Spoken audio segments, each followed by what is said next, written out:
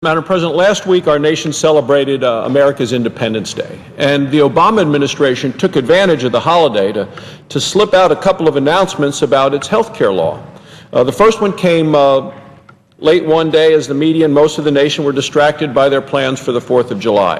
The administration finally had to admit to all of America that their health care law is unraveling before our eyes. Several months ago, Senator Barrasso predicted that the law was headed for what he called a train wreck. And last week, we saw the train really go off the rails. What happened was that the Treasury Department put out a blog post written by an assistant secretary late in the day on July 2nd that said it would postpone the implementation of the employer mandate part of the health care law until 2015. Now, this was one of the signature parts of the president's health care law. Under the law, every employer with more than 50 people working 30 hours or more a month, or 30 hours or more a week, was going to have to offer expensive government-mandated health insurance. So now we have a one-year delay of this extremely unpopular and damaging Washington mandate. Anytime you see the Obama administration leak news like that, late in the day, right before a holiday, with the president out of the country, you can bet it's bad news for him and for them. Presidents don't delay things that are popular and that actually people want and like. So when you see them try to hide it in a blog post, that's another sign. So here's what the New York Times said, front page: crucial mandate delayed a year for health law. Large companies won't need to offer plans until 2015. GOP seizes on shift. Washington Post ran a headline, page 1, health care rule is delayed a year. A setback for Obama law. A setback for Obama law. The Wall Street Journal said, health law penalties delayed. So the Obama administration has tried to hide its bad news, but it failed. It also tried to spin the collapse of one of the law's most important features as good news. But as we see it here, Washington Post, a setback for Obama law. The Treasury Department's blog post claimed that it was implementing the law, quote, in a careful, thoughtful manner. Well, if they were interested in careful and thoughtful, Washington Democrats never would have pushed through this reckless law in the first place, a law that many of them admit that they never even read. Using that much Washington spin when it tries to sneak out bad news is another surefire sign that the White House is trying to hide the train wreck. The president and his supporters have been bragging about this part of the law for years.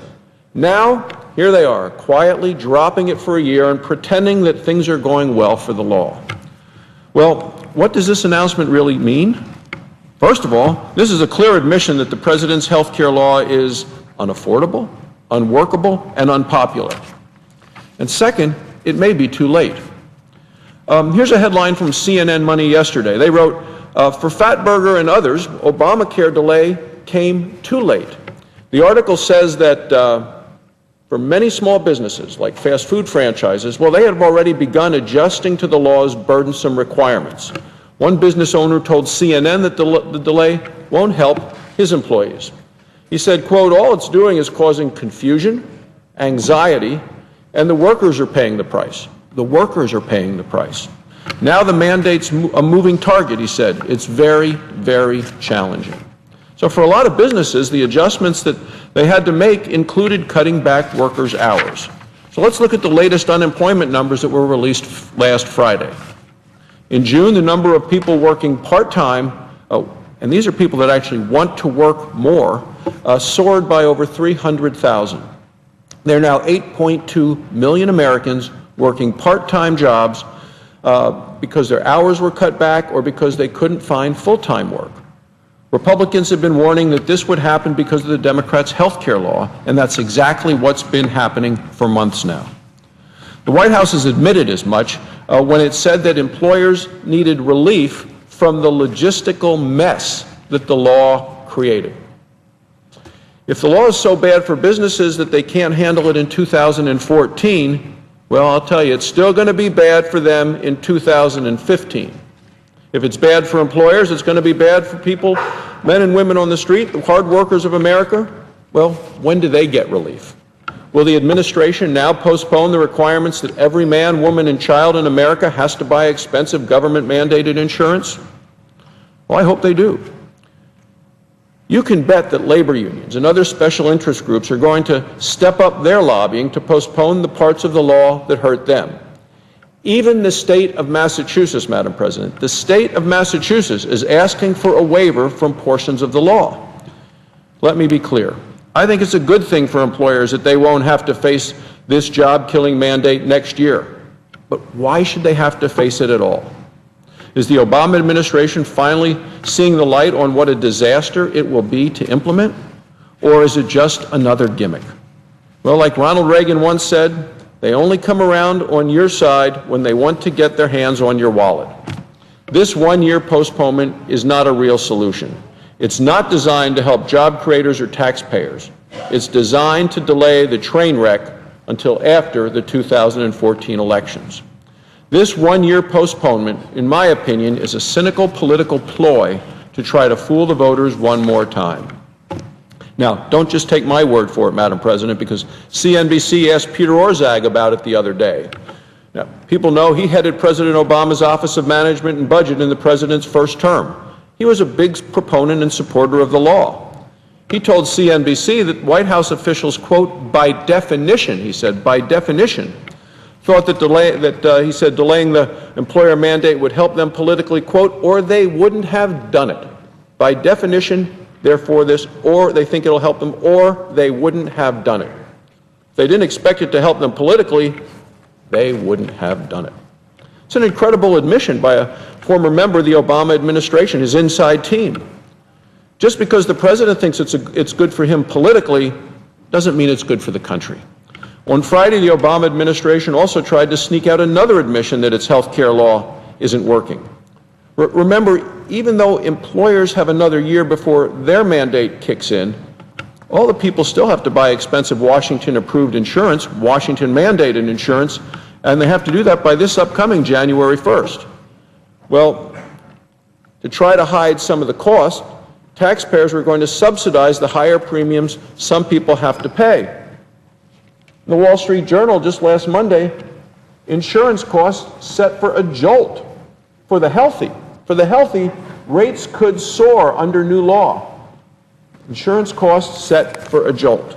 So to try to hide some of the cost, taxpayers are going to subsidize, but the prices are going to go up so high, subsidies may cover some, but not all. If someone wanted the subsidy, the government was going to have to, of course, verify that those people deserved the subsidy. Well, not anymore, because now under the administration's new policy, buried away in 606 pages of regulations on Friday, he said nobody's going to check those answers. In an editorial yesterday, the Wall Street Journal called these Obamacare's liar subsidies. The paper agreed that managing the laws, rules, and regulations was complicated.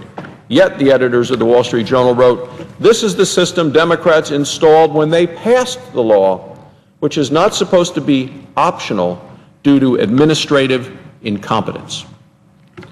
Administrative incompetence is exactly what this is. It is also a recipe for rampant waste, fraud, and abuse.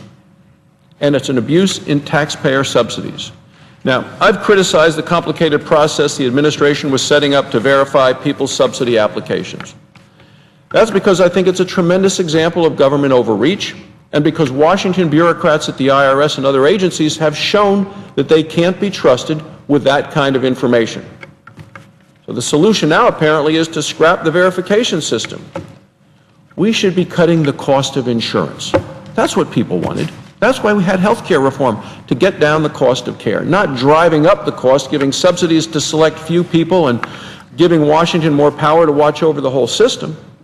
The American people don't need to put off the wreck until the train goes around one more bend.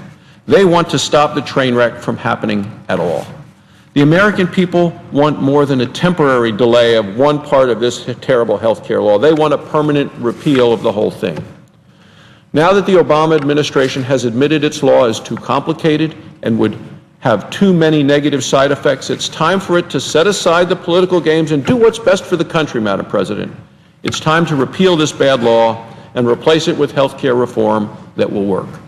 Thank you, Madam President. I yield the floor.